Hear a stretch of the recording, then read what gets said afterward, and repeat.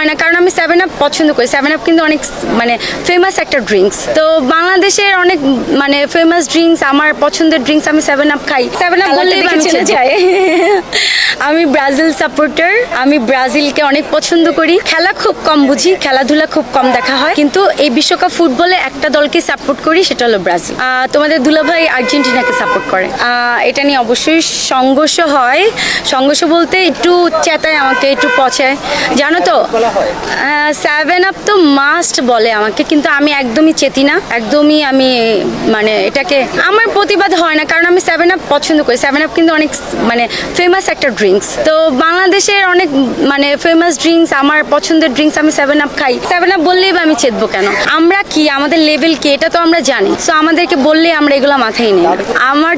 আমার কাউকে উদ্দেশ্য করার দরকার নেই, আমি কাউকে পচাতেও চাই না। আমি আর্জেন্টিনাকেও পছন্দ করি, ব্রাজিলকেও পছন্দ করি।